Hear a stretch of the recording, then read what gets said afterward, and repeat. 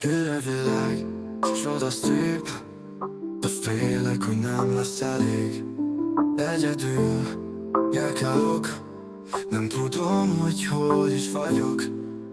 Mondd, miért van, hogy ez a magány rég összetör? Küzdenék, de nem megy, attól rég elestem, nem tudom, mit tegyek én. Ez már rég volt, regény felállok, küzdenék még, de úgy érzem, hogy már elég.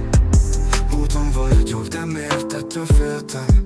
Mindig, hogy egyszer majd végleg elszáll, majd a lélek elkapom. Próbálom, de kicsúszik ismét a kezeim közül, és már jön a sötét. Beszűkül a világ, és nincs mitől félnem, de azért úgy félem, hogy ez az én sötét részem bennem van, és lesz is még az élet érted, de ezért meg kéne küzdeni már vele végre. Mondd, miért van, hogy ez a magány rég összetör?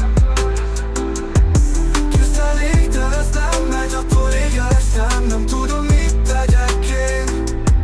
Ez már rég volt, regény felállok, küzdenék még, de úgy érzem, hogy már elég.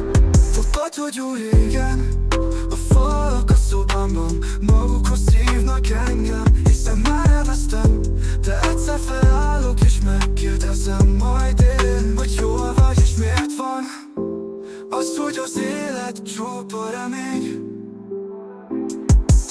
Mondd, miért van, hogy ez a magány rég összetör? Küzdenék, de nem megy, attól rég elestem, nem tudom, mit tegyek én. Ez már rég volt, regény felállok, küzdenék még, de úgy érzem, hogy már elég.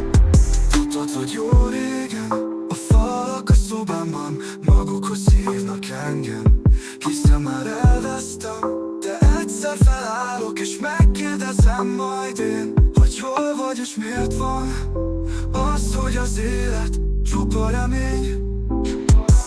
Mondd, miért van, hogy ez a magány rég összetör?